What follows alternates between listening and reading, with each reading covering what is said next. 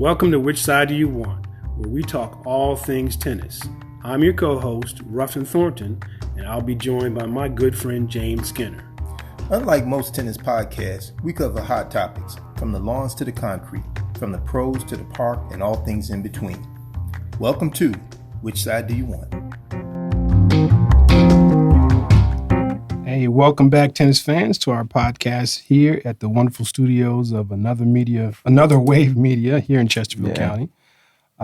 It's the midst of football season, so I'm wearing my favorite team's jersey. Man. And my good partner over here, he happens to be on the opposing team this Sunday. That's right. Philadelphia Eagles, baby. It's going to be a big game this Sunday night. Big game. So how you been? How you doing? I'm doing all right, Ruffin. How you doing, brother? I'm hanging in there. There you Obviously, go. I'm showing I see, my team's I'm so mad I didn't have my sweatshirt on. Golly, and my hat. Should have brought my cup, too. That's okay. We don't need it because we know the real team. Yeah, whatever.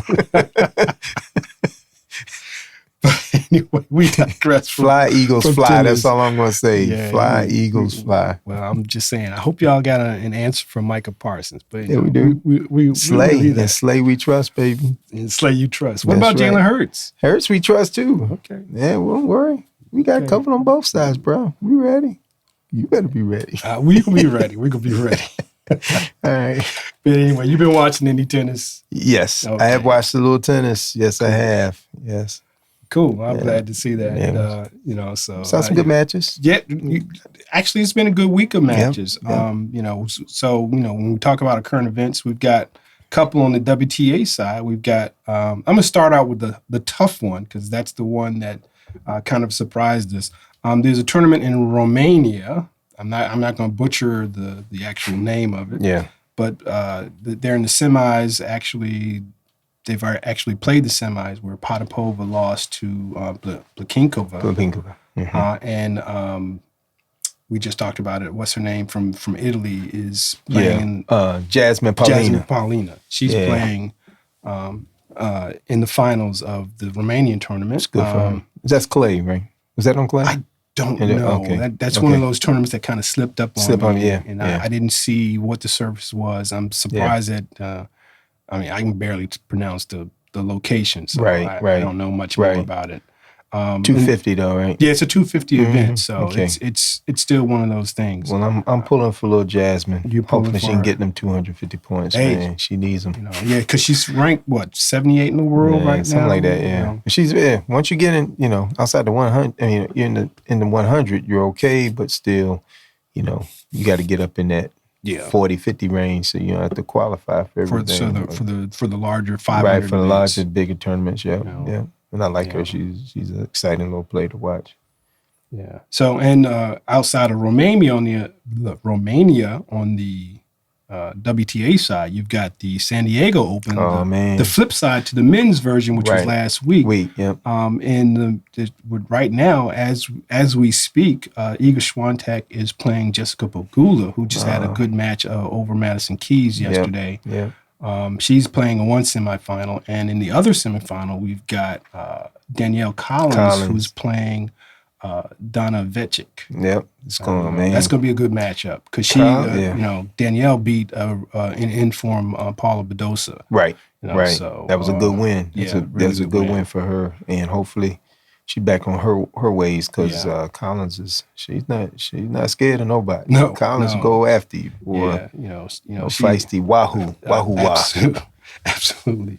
Yeah, she's still ticked off from being kicked off of Florida. That's right. She said, I'm going to prove something to you. Yeah, and she's proving it. Every step of the way. She had that major surgery too, and came back, and she's back. So she's a fighter. Yeah.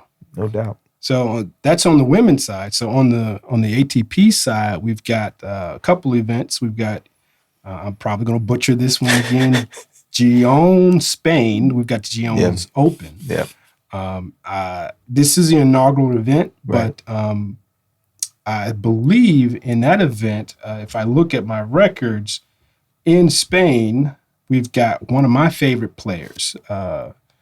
Dominic Thiem just lost to Andre Rublev. Okay. And he will be playing definitely one of my young up-and-coming players and Sebastian Korda. Korda. Oh yeah. Yep. So that's going to be a final for tomorrow. Man. I'm looking forward to that, and hopefully, Sebastian, who has played Rublev and played him well, has a good outing. Game meshes well. Yeah. Did you see him against Andy Murray? No, I didn't. Korda? No.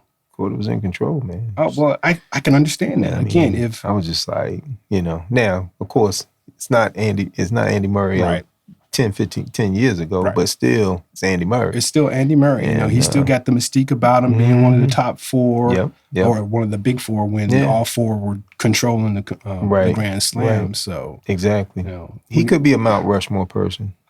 I guess he's got multiple Grand Slam titles, but still, you're right. First Brit to win that Grand Slam. That was major. That was major. And the U.S. Open. And that defines him. I think that defines his whole career. Yeah, I think so. I mean, just carrying the flag for his country for so many years, and finally being the first one after decades. That's right. And then also won the Olympics in London. Yeah. So on grass, and then came right back. And I think that was the magic moment for him. Yeah. Also on the men's side, we've got the Florence Open in Florence, Italy, where FAA just took out an informed Musetti. Again, we talked about those Italians. Yes, sir. They are all over the place. Yep, they're coming up. The Italians, they got players popping up left and right. Young. They're all young, too. I'm telling you. But FAA is showing why he is the perennial top tenor right now. Without a doubt. Come on, man. Because he took him out 2-2. He needs that one big win. I mean, he's had some good ones, like I think the one he had at the Laver Cup was big. It was. And he needs a couple more of those before he realized, hey, he belongs and he's going to be winning with Carlos. Exactly. Exactly. And on the other side, somewhat of a surprise, J.J. Wolf, the big hitting American. I'm telling you, J.J. Wolf. I remember when we talked about him because I saw him pull out that upset at the Open this year in the first round. Yep. I called him young. He's not young. He's 26. Yeah, he's been around. Yeah, he's been around, but he's a big hitter. He's a big hitter. Got big games. Yep. And he took out Michael Ymer. Yep. The Swedish guy. Yep. Who's a tough out. Tough out because he gets everything. Yeah, he's a roll everything, runner. man. Counter puncher. Yeah. He's gonna stay with you until he gets that opening. Oh yeah. So that was a good win from him. I watched JJ Wolf play Nick Kyrgios at the U.S. Open. And even though Nick took that match, but Wolf had his spots, man. Wolf, and I think he's getting comfortable with being there because he's been used to being those challenges where you got like 20 people watching you or something. Right. Now you come up and you're in the big time, and I think you have to get adjusted to that. And he's got some game, boy. Oh, yeah. He got some game. When you have weapons like that, big serve and big forehand, really big forehand. I was like, whoa, gosh, he was giving Baptiste Agut, a way to go, and that's why it was a bit of a shock when we saw that match. That he pulled that upset. He can hit the ball, man. He bring back the old school sleeveless shirts too. I know. Show those guns off. Show the guns off, man. Show them off. Yeah. So, he's one of those players that benefits from the racket technology with easy power. Exactly. Which kind of brings us to mind, let's talk about rackets, the evolution of racket sports today and the rackets that we use. Because as tennis players, we know that, the rackets are just as unique as we are as a player. They kind of define our game and everything else. So many of us, have at least have played with at least one or two models, unless you're beginning.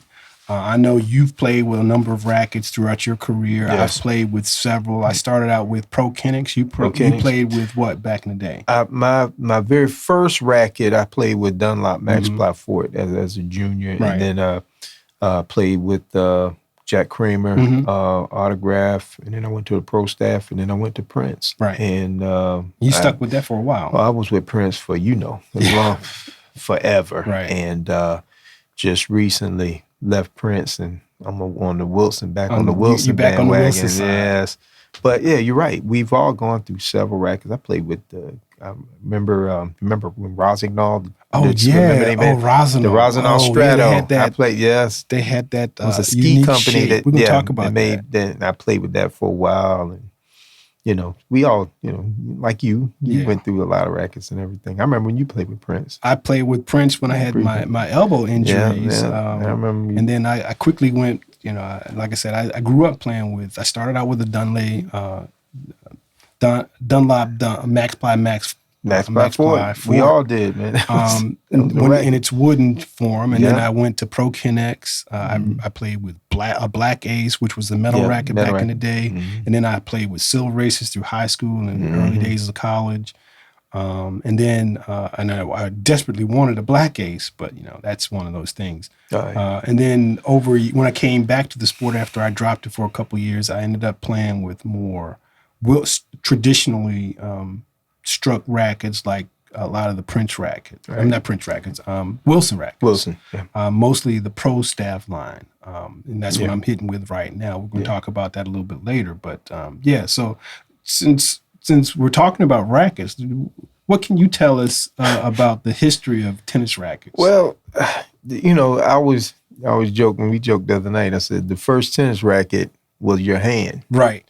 And the game of tennis as we know it today evolved from a sport called jeu de paume. Right.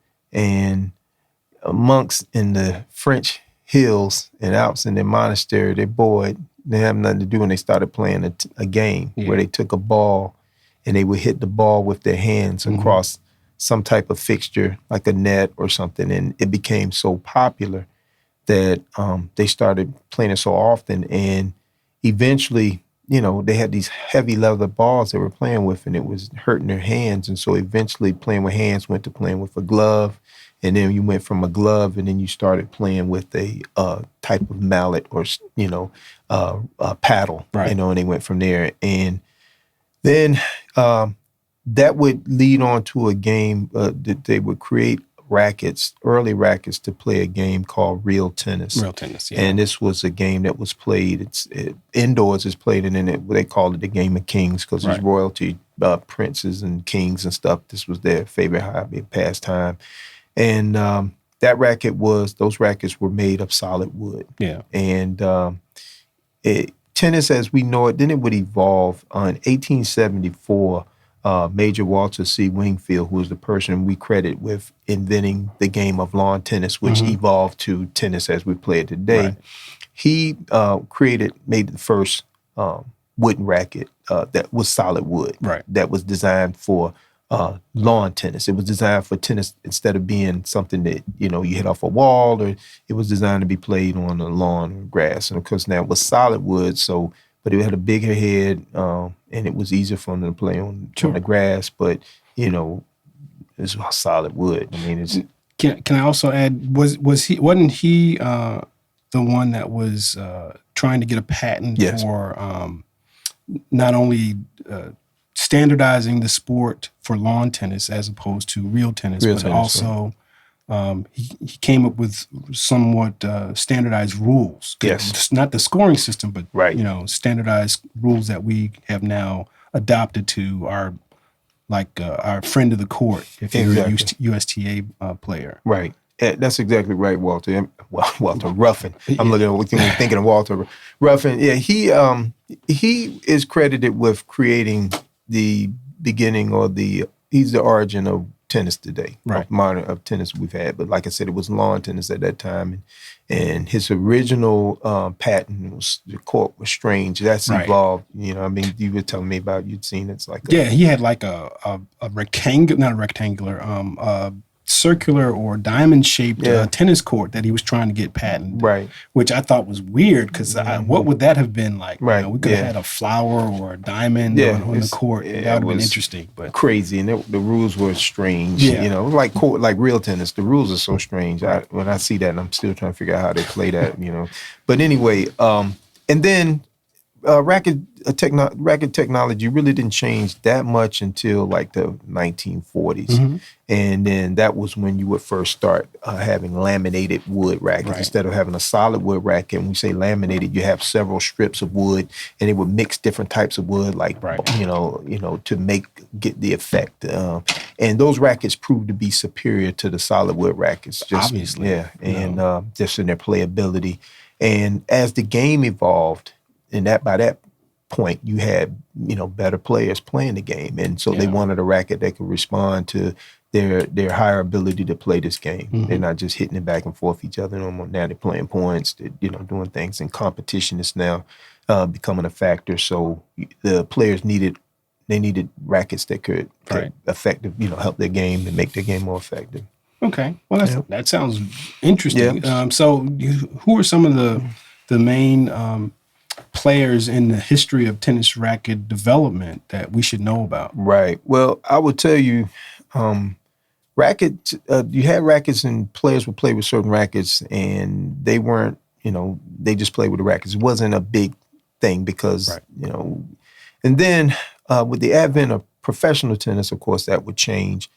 Now, I would say probably one of the first names that pops up is when you talk about rackets and the development of rackets, I say with Jack Kramer. Okay. Jack Kramer. With wooden rackets. With wooden rackets, exactly. And he was the first one to have a racket named after him, his own name signature. And that Kramer racket would be, that and the Dunlop Max Ply Fort. Those would be the two rackets, that were synonymous with, the top players. Mm-hmm. Most of the top players played with those frames, those rackets. And then you would have the wood rackets would been to, in 1967, Wilson would introduce the first metal racket, and that would be the T2000. Right. And that just kind of, what it did was it changed because now we went from wood to another material, metal, steel. And they had been making steel rackets as early as 1889, but they were just not widely distributed. Somebody make them here, make it there, and it was never, and the quality of them wasn't really that good either. Yeah.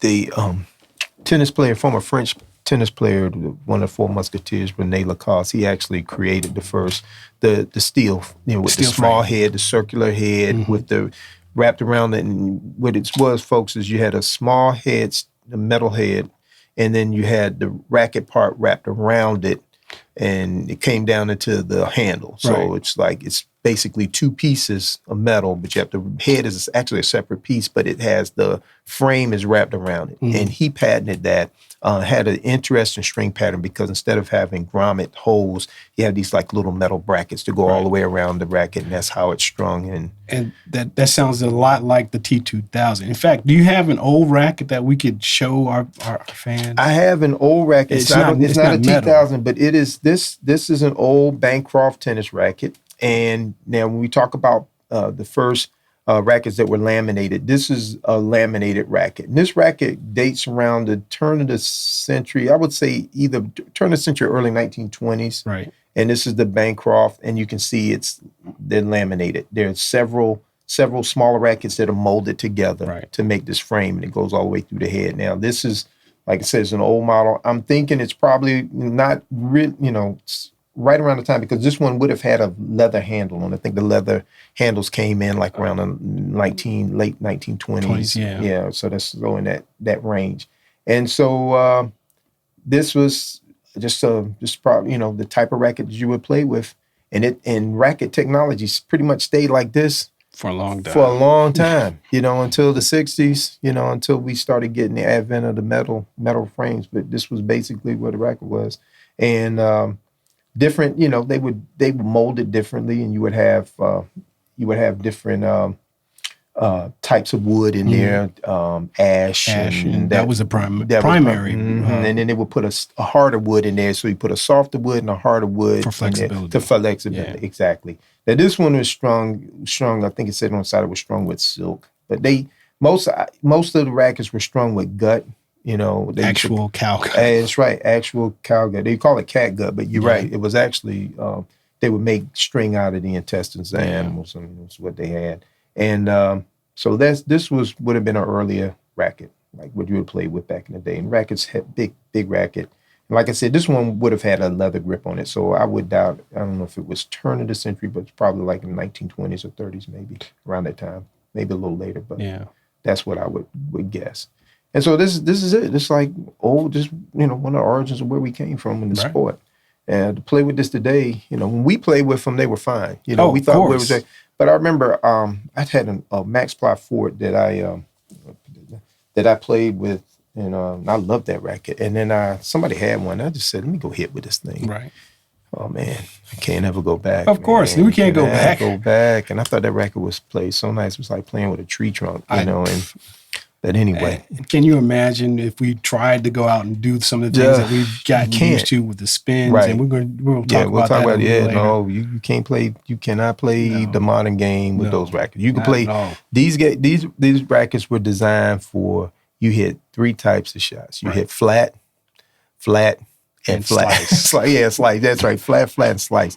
Topspin, just didn't exist. I mean, it existed, but, people thought you shouldn't play that way until Borg came and changed everybody's. And in fact, that was one of the reasons why the rackets have changed the sport so much, because back then, all the players were serve and volleys. Right. You had to be close to the net to put points away. That's You had to really build your game around constructing a point so that you could win points and then win games and then ultimately sets. Yeah, those wooden frames, they're not going to be able, you can't do all of the things with the ball that you can do today with the technology. You just can't. And you're right. You had to serve, you had to get it. You weren't going to stay at the baseline and rally long. That was, and then you were playing on grass most of the time.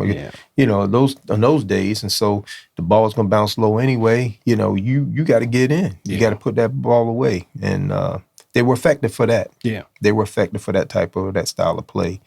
And then you would come down later on. We looked at the transition from the early rackets, from lawn tennis.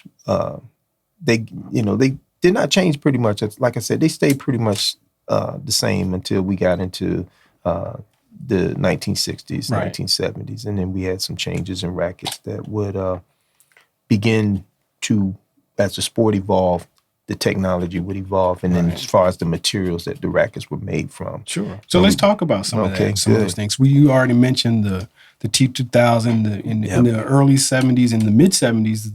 The material tended to be more dominated or more towards something consistent, like metal. Yes, that was light. Metals would come into play. They would have that nylon core in the throat. Exactly. But then you would have aluminum rackets would come out. And they were good for recreational use. I think at the higher level, they were just not unpredictable. Right. They were a little too flexible for the type of game or what the major players wanted to get out of them. So I know Yonex was one of the first early on with aluminum frames with their OPS racket. And but that did not stay as long. You still have some aluminum rackets, but not many. It's not anymore. Yeah, but then you had the graphite, right? And graphite kind of changed the game a little bit. That material, it was stiffer. It was a harder material, but you could get power out of it, and that's when we start to see things change, along with the size of the head of the rackets as well. And it's so funny. You have a racket there, and let's talk about this one. So my gosh, this is one of those rackets from back in the day where they kind of combined the technologies of aluminum, which this is an Arthur Ashe Competition 3. This is the third one in their line at that point in time by Head. You should talk about Howard Head, who actually had a Head did what first? Actually, they had. He worked for Head. He's a designer. He was an architect. Well, not architect, but he was an engineer, design engineer, and he worked for Head and designed skis. And he revolutionized skis because he made the first carbon skis. Okay, it went from wood. That did the transition like tennis. They went from wood to other fibers, and he made a carbon ski that could shoot through the snow like nobody's business. And it changed. And it changed. It changed the game, changed skiing. And then he would leave Head. Right. And he retired. Yeah. Well, he retired, and left Head. And then he went into rackets, tennis racket technology by fluke. He saw that, difficult tennis was a difficult sport for him to play. And I think you broke it down as far as what it, I didn't know all of the other stuff you were saying, but I know that, he found it difficult to play, and he came up with the idea of just maybe, making a wider head. Maybe if I make the head of the racket bigger, it might make it easier for me to play. And he designed the first Prince racket. Mm-hmm. So as I was telling you earlier, Howard Head, who he retired from the company that bears his name, and he picked up the sport of tennis, and he played, and he sucked at it. He really was pretty bad. So he started wondering why, because one of the things when he played was with these smaller heads, when you look at your racket, these racket heads are about 83 to 85 square inches in size. So it's got what we call a small sweet spot. Yeah. So when he was playing, it was because he picked up the sport so late and probably didn't have that ingrained hand-eye coordination that you need to play the sport. He found it hard to hit the center of the racket all the time, especially when you've got such a small. And the thing about tennis is, we already know, it's difficult, it's challenging because it's a moving target. Not only is the ball moving, but you're moving.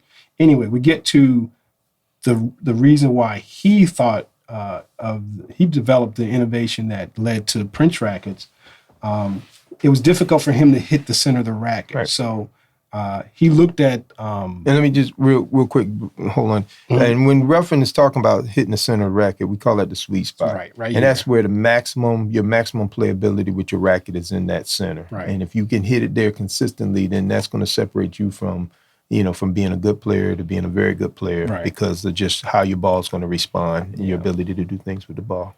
Yeah. So again, that sweet spot is what every player is trying to hit more often than not. So when Head developed the Prince racket, which was one of the first series of oversized rackets, which we're going to talk about as well, he looked at ice skaters, and he noticed that when they're spinning at a real high rate, they're in tight. But when they expanded their arms, that kind of slowed them down, and that's what he saw that physics and innovation, and tried to apply it to tennis rackets as well. So he designed a racket that was wider here and more round, so that it increased his sweet spot, so that he could have an easier time of hitting the ball. But outside of that, this is one of those rackets that combined the technology with metal rackets and injected molding graphite. Right. Or in this case, I think this was fiberglass. Was that fiberglass? Okay, because they credit Arthur Ashe with being the first professional player to go with a 100% graphite tennis racket. Okay. And I always assumed it was maybe the comp 1 or comp 2. Possibly could have been, because again, this is metal sandwiched in between graphite or that molded flexible but light frame. If you can turn the side so people can see that. Yeah. So and this was revolutionary for the time. No racket had been made like this before. In that way, so it was like high tech. Yeah, very high tech. And this was the racket you wanted. I'm gonna tell you my quick Arthur Ashe Comp 2 story. I saw this racket and I wanted it so badly, but at that time it was $75. Oh, and back in the 1970s, $75 was probably like $1,000 today. And my father looked at me and said, "You must have lost your mind if you think I'm gonna spend $75 on a racket." So you weren't going to need just one. No, you needed two. At least two. I had to put that dream on hold. Or get a second job. That's right. Cut a few more lawns. Yeah, a whole lot of lawns. Back then. All summer. Yeah, you can. All right, so now, and as we talked about who are some of the companies. Now, in the wooden days, you had, I would say there are 4 companies that dominated the wood racket sales, and that would be Dunlop, Wilson, of course, Schlesinger, and Spalding. Right. They were the big 4. And there were other companies, but they just did not have the production capacity of these companies. They didn't have they didn't evolve with the technology like these companies did. And they didn't stay on the forefront of the game. So a lot of them just disappeared or went on and did other things. Yeah. But for these first 4 companies dominated. Now, with the advent of the new technology, you see all these new companies emerging. who are coming out now who are competing with the Dunlops and the Wilsons and Slazingers and Spaldings and giving them a run for their money. We talked about one. We talked about Head, was a company that emerged tennis-wise. We also had Yonex. You had a lot of these foreign companies, Babolat, who started out just doing strings. They would emerge and come into the tennis racket market. Yeah, now they started in the 90s. Yes, and then now they would, and now they're probably one or the two dominant in the world in a short period of time. Then you talked about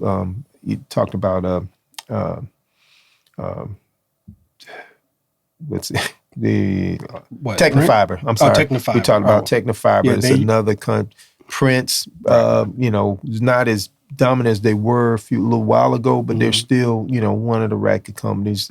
They've gone through some business ups and downs here, but they're still out there, Factor, and so they, you have more companies out there, and they're doing different things. Sure. We talked about graphite, but now you have boron that was introduced. You have mixtures of materials now that they're doing. The head size, like you said, like a wooden racket, the average head size of a wooden racket back in the day was like 67 inches. Right. And now the standard now, you still have those who play with the 97s and 98s, but standard now is 100. Right. A lot of people now also too are going to the slightly higher. They're going to the 105. Right. And we're talking about the head size, going head circumference, and they're going to the 105s. And those are becoming more popular with the materials because, and if we talk about the technology, I think who's really on the front lines right now, I think Yonex is doing some things with rackets technology, but I think the biggest impact right now has been Wilson.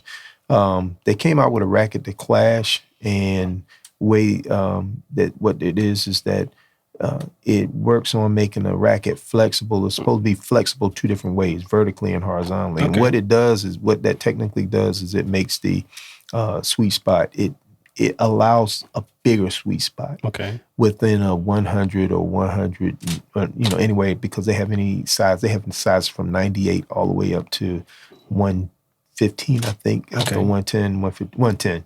And the thing is, like you were saying with Howard Head, and when he came up with this idea, is that he wanted that bigger sweet spot. Right. But even with a Prince racket, and I'm a Prince player, I play, and it did have a big sweet spot. However, you could still hit an off-center shot. Right. And if you hit an off-center shot, it was going to go off on you just like anything else.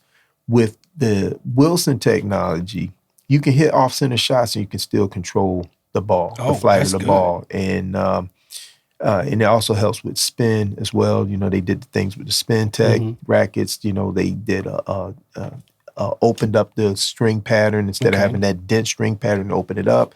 That allowed for more spin, easier spin for players like myself. Right. We struggle with that because we just weren't brought up hitting with spin. Top spin, no one did that. Slice, you did with slice, but not top spin. Right. Well, this allows you to hit with spin, gets you top spin, so you can make that ball dip like, some of your favorite players. Yeah. And so it's the technology. It's, how these rackets are evolving. And where we're going to go with this in the future, they've done things with extending the length of tennis rackets. Yeah, I remember those rackets. The long rackets. Bodies versus the short bodies. Yep. I got a story about that. I had elbow problems with, I want to say during the turn of the century. I can't believe we're talking about the year 1999, 1998 to the new 2000s. Anyway, to the 2000s, the long bodies were in vogue, I want to say. Mm-hmm. And I tried a couple of long body rackets, and they just, for my stroke, were just not doing it because it extended my sweet spot, my strike zone, another inch and a half out. And I could never really hit the ball like I wanted to. So I was happy that most racket companies went back to the traditional length. But I want to also add, we kind of talked about the heads, the size of the racket, from being from the 60s to 80s to 90s to standards and for a long time to where now they're going over 100 square inches. Yeah. there are a couple of unusual racket size heads. So if you're looking at this podcast right now and you're seeing our background, you'll see a couple of rackets that are in this realm of unusual rackets that had different designs and technology applied to them. For instance, one of the more unusual rackets was the Snauer Ergonom. And it was one of those rackets where the head was actually tilted 45 degrees from the rest of the racket. So if you saw one of these rackets, it looked like something was broken. It had a standard handle, but it had the racket head was over here. It was so ugly. It was so ugly. And I actually hit with it. It wasn't bad, but it was something that you had to get comfortable with because where you hit the ball was different. Right. Also, another unusual one, the racket that I also hit with, this double-handed racket, the Handler. That was one of those odd rackets that once you started the point, you were okay. Right. Because you actually got two hands on it, but starting the point would have been really difficult because you have to serve. Now, if you underhanded serve, you were okay, but that's not going to be really effective against if you had a weak serve, so you had to have a lot of spin on it. Another one was called the Gen Throw. And actually, I remember seeing one of these from afar, and it was a racket that was detachable. So you could actually take the head of the racket off and put on a different handle, which was interesting. One interesting things that I found, Nicholas Lepenti, a player from the 90s, actually played with this. Yeah. Another one was one of these things, one of these odd-shaped heads was this hectagon rackets by Fisher. Fisher was one. Also, McGregor, Berglund, Longstream. Okay, they also featured one. And the last one was, since we're talking about head size and oversize, is the Weed. If you ever saw someone, and you can still see a couple of players. Go online. Go online. You can Google. You still can buy them. Yeah, you can still buy them. I mean, brand new. Yeah. These rackets, so oversized rackets really start above 100 square inches, right? And the Prince oversized was 110. Right. And 110, 115. So the Weed came out back in the, I want to say, late 80s, early 90s. Right, late 80s. Around that time. With the 128 square inches. So this is nothing more than a net. Yeah. And then they had the Big Weed, which was 135, which you still can see right now. I mean, it's essentially a racket handle with a balloon on it. I mean, it's huge. Yeah. Those crazy sized rackets were the ones that were just weird. But it shows you the steps that the technology took to try to improve the sport. Yeah, they wanted to one up, the next thing that came out. So Prince came out oversized. Well, let's see how bigger we can make the head. Right. How even larger we can get it. And those Weeds were crazy. I remember I would see people playing with them and I tried to hit with one time. I was like, oh Jesus, it's like playing with a trampoline, man. Right, it is. Couldn't control the ball. Ball's flying everywhere. You could hit it as hard as you want, but and with plenty of power, man. Right. Yeah. In fact, I'd like to show some of the more, I'm not going to say traditional rackets. It's more one of the more traditional rackets. So back in the day, this is a Wilson racket where this is a K-blade, K-factor racket. Novak Djokovic actually won his first Grand Slam with this racket. This is a 93-inch square head racket. Not that particular racket, but a racket like. Not this one. This isn't Novak's racket. If it is. But he was using, I know, this would be worth something, right? He was using the K-blade tour, and he won the Australian with this one. This is 93 square head inches. And when I play with this, I usually warm up with this racket because it feels like a sword in my hand. Right. And it's just so nice and easy. The weight is good. But the one thing that I can't really compete with it anymore is I can't generate a lot of power with it. But this is not only is a thin beam racket, but the head of the racket is 93 inches. Yeah. Another good racket that is my standard is my Pro Staff, my 95S. Now, you mentioned the spin where they open up the string pattern. Yeah.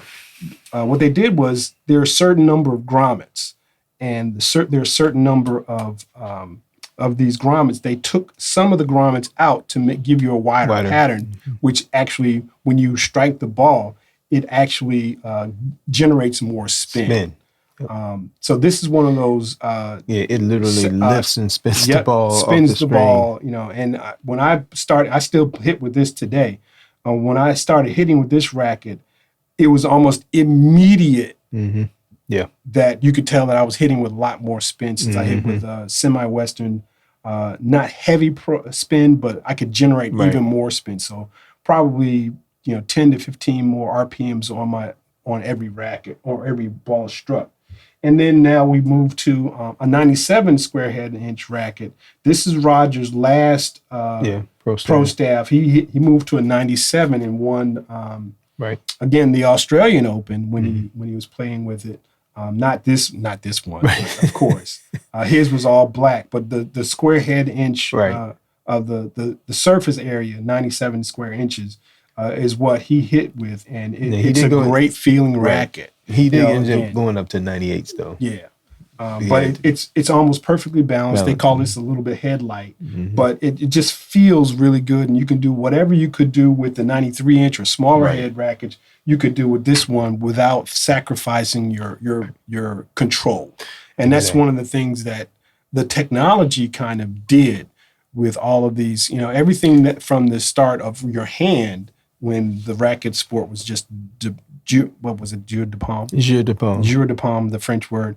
To now is all been about control. So, exactly. And we have these many different racket brands that have worked with these different technologies. And in fact, we should talk about some of the different materials that have been used. We were talking about wood was the predominant.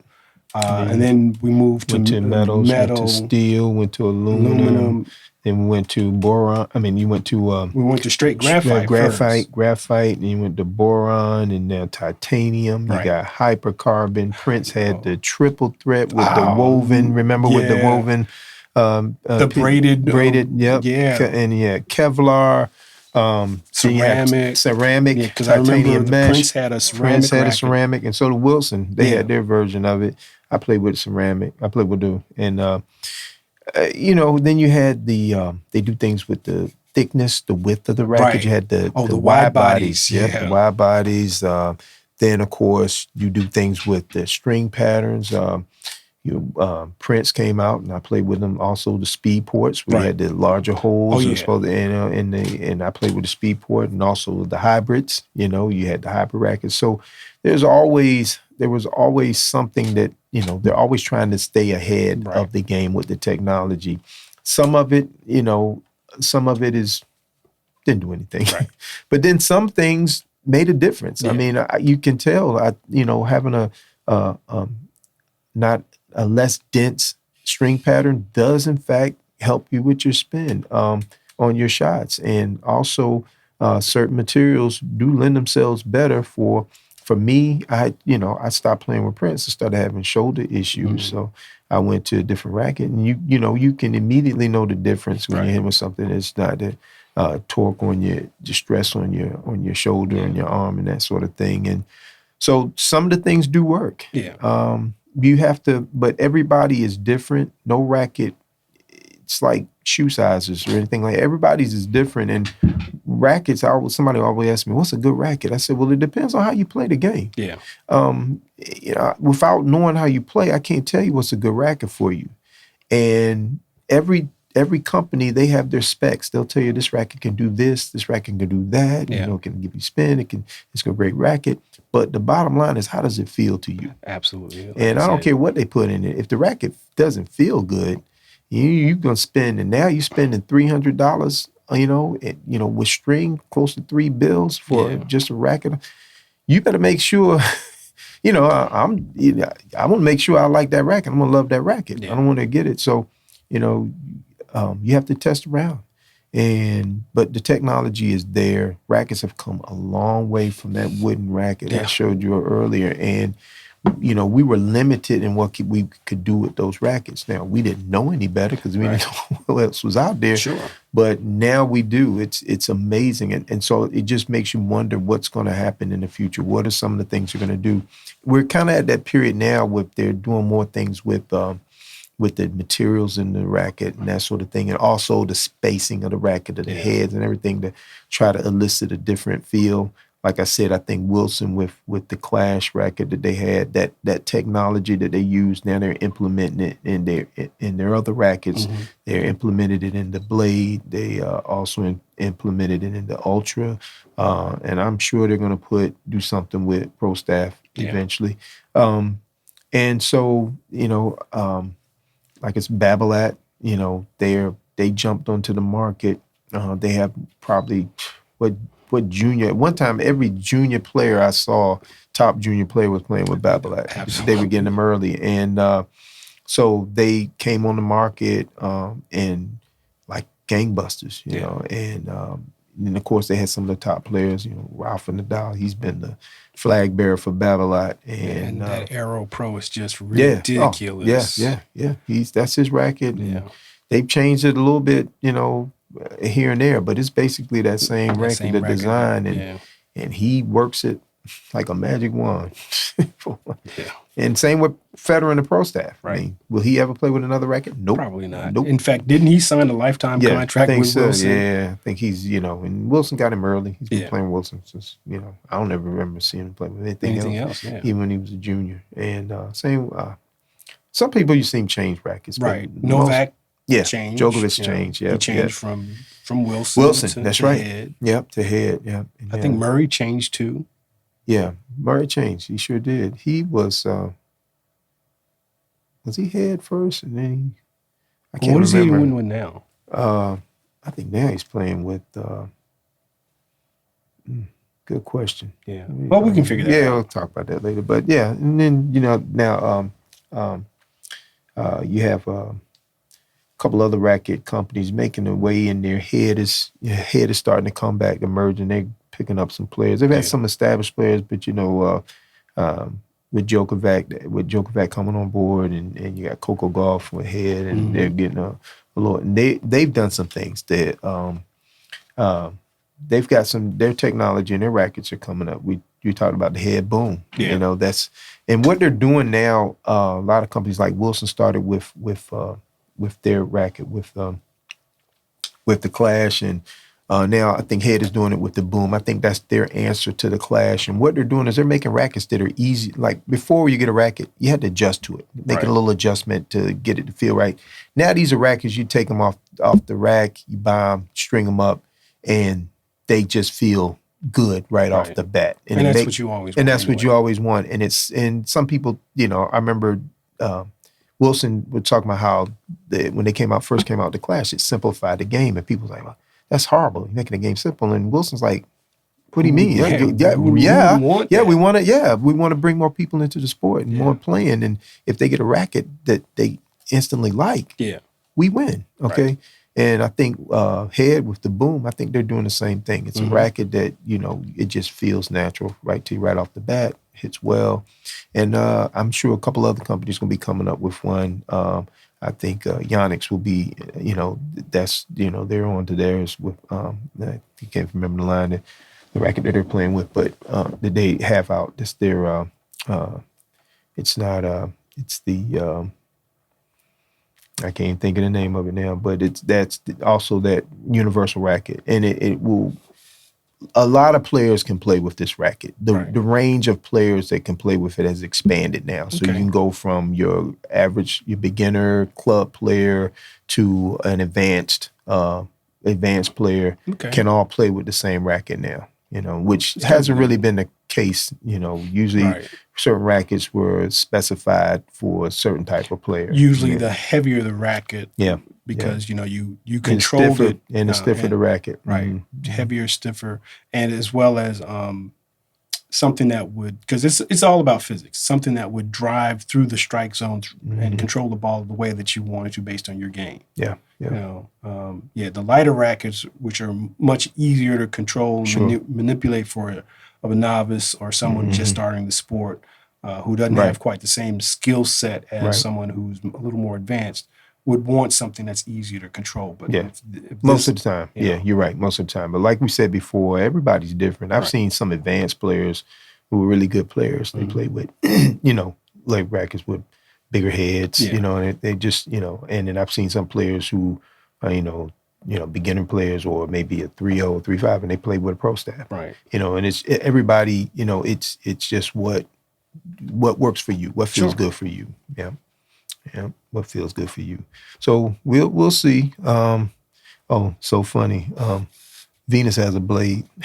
And what's funny is, and Roger over here, my Funko Pops, he's got his Wilson Pro Staff. Yeah, she's got her blade. Yeah, she's got Wilson blade because she hits with the blade, and Roger hits with the Pro Staff. So that's interesting that we bring that up. Yeah, and they've been and these Venus and Serena, they've been with Wilson for a while too. Yeah, both of these players have been torchbearers for Wilson for a long time. So we shall see what's going to happen in the future with rackets, but they've come a long way. Yeah, and they will, it's kind of like I said, it's starting to do different things now. But it's everything that you can do to make you have the ability to hit that ball just a little bit better, a little bit easier, a little more control. Yeah, and that's the way you want it to be. That's right. It makes the game even more fun. Yeah, absolutely. And it's all about having fun. Yep, exactly. All right. Well, so it sounds like we got a little bit of a lesson on the evolution of tennis rackets. We talked about a lot of things. Yeah. So do you have anything for this date in tennis? Well, I was going to... but it's not specifically on this date of tennis. But one thing, we talking about the rackets and racket technology, there was a company that created tennis rackets, and they designed rackets that you could have from the beginning of your playability, you could play with forever, and that's how they marketed. And you know what company that was? No. The first company was Dunlop. Dunlop, okay. Dunlop, when they created the Max Ply Ford, they ran an ad. It said, this racket will take you from the playground, I think it was from the playground to Wimbledon. Oh, really? And what they when they came out, and this was, I guess that ad, I think it was like in the maybe 70s or something.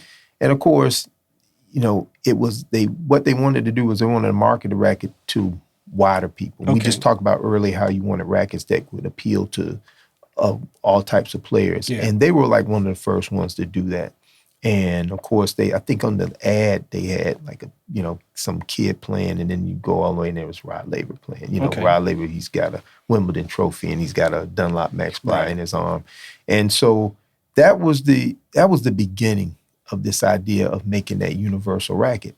And you think about it from a marketing standpoint and from a business standpoint, if you do that, and that's just like, that's like hitting pay dirt, right? Because now you got them from the cradle to the grave. To the grave. Yeah. And so you expand the amount of people that can play with your frame, with your racket, and it's going to bring it, and so I always thought it was unique, and I remember that ad for the longest time. And what made me think about this moment is that now they were doing that so long ago, but now the other companies are doing that now. I mean, they are actually literally through the technology, they are making rackets that physically can do that. Okay. And whereas I think at that time with Dunlop, Dunlop's a great hitting racket. And I enjoyed the years I played with it as a kid. But everybody couldn't play with that racket. Right. Certain people hated it, didn't like it, but I loved it. And the people who played with Dunlops, we loved it. Okay. But that made me think of, I remember that ad and how now we see that come to fruition with the technology and how it's changed. And now you can literally, like with Wilson and with the Head Boom and Wilson Clash and these other rackets that are coming out, that's what they're gunning for now. And maybe that's the future. Maybe the future is, you watch and see Djokovic playing with a racket and you can pretty much get the same racket. Now, there's a caveat to that. Right. When you get that racket, it is not Djokovic's racket. No. The rackets that the pros play with are different model. Now, absolutely. Cosmetically, they're going to paint it to look exactly the same as that racket you bought bought online or at the store, but it is not a racket. Those rackets are designed especially for those players. They have whatever it is they want in that racket. That racket is done in there. And I remember somebody told me that they were at a tournament and they got a racket from a player. Mm-hmm. And they said that racket was ridiculous. You couldn't hit with it. It was right. It was, and so they said, all the best you could do. I said, well, you'd want to play with it anyway, would you? You'd get them to sign it and you hang it up somewhere. But you were just saying how, but anyway, back to a universal racket that would be, it's something now that is really happening. Okay. And I just remember Dunlop was one of the earliest companies that made that claim that we wanted to do something that would get you, like you said, from the playground or your little park all the way to Wimbledon. Yeah. And, now possibly there are rackets that do that. There's somebody playing with a racket now. Maybe they'll, that same frame, they can take it on to a high level. Hopefully we will see that and use it our own selves as we progress in our development of the sport. So, so that seems like a lot for this episode. So you got any parting thoughts? The only one thing I want to tell people in the local area, Ruffin, I want to let you know, on Friday, October the 21st, we're going to be having another round robin mixed doubles tournament at Rockwood. And it will be it's Friday night. It's from 6 to 8. If you want to reserve your spot, and we're going to have to, get reserve spots. We're trying to get, ideally, we'd like to get maybe 13 men and 13 women. About 26 players. Yeah, about 26 players to play and fill up the courts at Rockwood Tennis Center on Friday. So go to WYSDYW.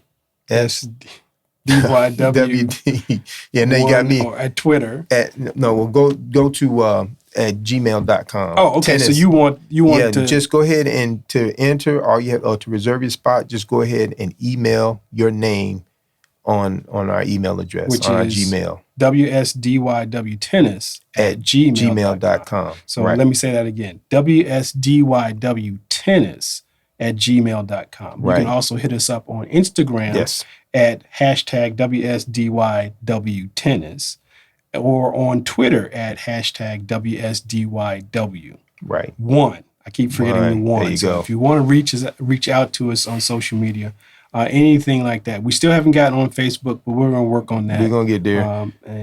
But just come on out. We're trying to fill the course up and get people playing tennis and having fun. And just come on out there and join us. And we look forward to seeing you. Yeah. I've gotten a few people who've already reserved a spot. Good. And looking forward to a few more. Oh yeah, we're going to out there and have some fun. Again, continue to like us on YouTube as well. Go ahead and hit that subscribe button. Yes. And send us your comments, good, bad, or indifferent, like James has said in the past. Please. And hopefully you can come up with some ideas that maybe we can translate in some of our future episodes. Exactly. Please let us know what you would like for us to talk about, or and we definitely want to get your comments. And even if you think we're horrible, let us know that. Yeah, let us know. So, help us improve. Exactly. Help us improve. We want to know. Yeah. So, again, tennis fans, thanks for listening. Thank you. James, go out there and hit a tennis ball. Let's go and hit a tennis ball, and I hope the Eagles hit them Cowboys tomorrow, too. Okay. I think we're going to see 3 teams in NFC East with the same record. Yeah, you may be right, man. But I don't know. I'm going to keep hope alive. Okay. Y'all are favored, but, Anyway, we'll see you next time. Y'all take care. All right.